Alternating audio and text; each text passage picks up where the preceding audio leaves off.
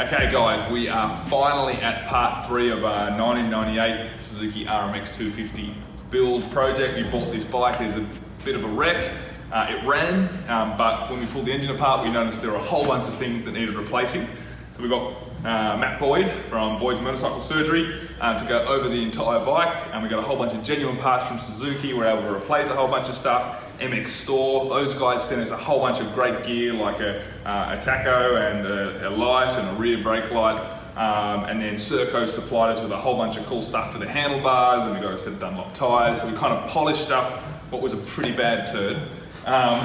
Boydie, tell us mate, what were some of the major things, list 3 or 4 of the major things that once you got the bike, you pulled it apart, that needed replacing? 3 or 4 major. To start off, it's pretty hard to pick 3 or 4. I could probably start with about 15 to 20 in my head right now. But there's really not a bolt on this bike that I haven't touched or been over or done something to. What we started with was the engine. We pulled the engine down, realised that it hasn't had some love in 10, 15, 20 years. Whatever has been done in the past has been done by a home mechanic with not a whole lot of skills. So there was a lot of dodgy work in there that had to be fixed. We wanted this to be reliable. We wanted it to be a trail bike that you can ride every weekend, not break every time you touch it. So we fixed everything in the engine, all brand new parts, brand new crank, bearings, brand new gear, bearings through the gearbox. The gears were all okay, but it's got a new clutch, new piston. Basically, it's a full reconditioned engine. One of the big surprising things that we found, well not surprising because we expect linkage bearings and swing arm bearings to be seized on a bike this old, but to find cut up wheel spacers jammed in there, and the frame had been tightened and squashed because it had the wrong spacers in there. So that was a bit of a issue we had to overcome by straightening the frame back out to be able to fit the swing arm and engine all back in there with the right spacers and bearings. And how about suspension wise? The suspension, was it in a full need for an overhaul? What kind of gear did we get off Suzuki to fix what you needed for the suspension?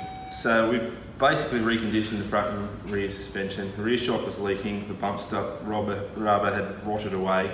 The oil inside smelled like mud out of the bottom of a creek. It was horrid. The forks, they were leaking. The internals were in good condition, but we put new dust seals, bushes, oil right through them. Checked all the valving to make sure it's all still operating properly. But overall, it's still stock suspension, stock valving and springs front and rear, exactly the same way it was when it came out of the factory. It's just all been reconditioned with new parts, with new bushes, seals, oil, so it all operates smoothly and exactly the way it was intended to. Cool. And you'll probably notice we haven't gone for a period correct rebuild. This isn't one of those exact replica rebuilds. We actually just wanted to build a 2-stroke enduro by a Japanese manufacturer that's registerable. That's the key. That could provide us an alternative to all the Euro options nowadays, and we're really keen to get this bike out and compare it against some of the brand new machines and see how much they have changed, because 2-stroke technology, while it's come along in the last year or two significantly with injection, up until then it hadn't done much. So that's why it's not period correct. We're not going for that. We're going for a practical trail bike with a whole bunch of fruit on it. Little things like the Pro Taper gear, we've gone with the Pro Taper clutch system up the front, which has lightened everything up. Again, it's not period correct, but it's just pretty much finished the bike off really well. One of the funny things, as we're pulling this apart, we went to go get simply a Pro Circuit pipe for it, thinking that Monza, the guys who bring in the brand, would have one.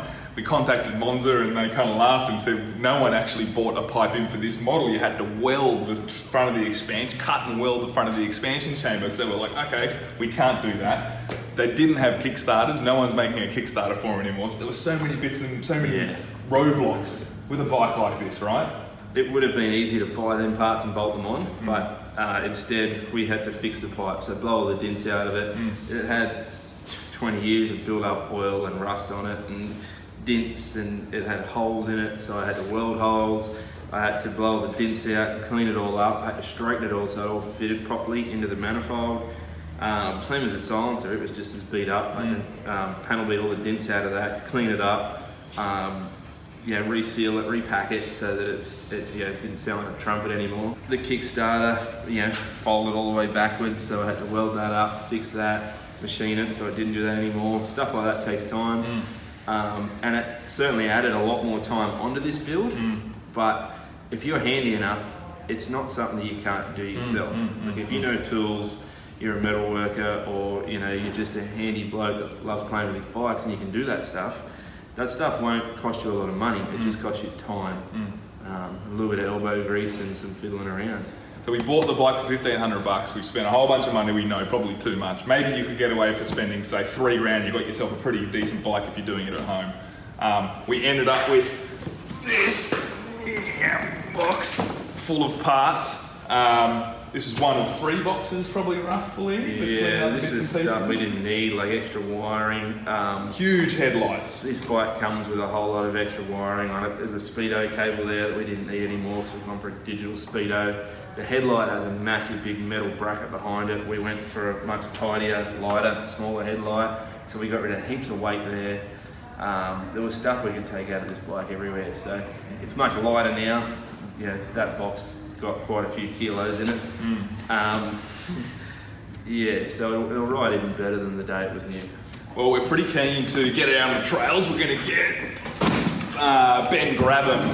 He actually raced one, he told us, when he was 16, 17, 18 years old or something. We're going to get him out to do a little bit of testing on it for us, and we're going to compare it to a current model 2-stroke 250 bike as well. So we've got a whole heap of content coming up with it. And we're keen to see how it fares amongst all the expensive European 2-strokes nowadays and if it holds its own in the bush. But Boydie, thanks for all the work you've done. We will get you to have a ride on it because it's so rude just taking it away from your workshop. You didn't get a chance to kick it over. But we will get you out for a ride on it, and we'll check back in once we've had a chance to do some testing and compare it with some current model 2-strokes.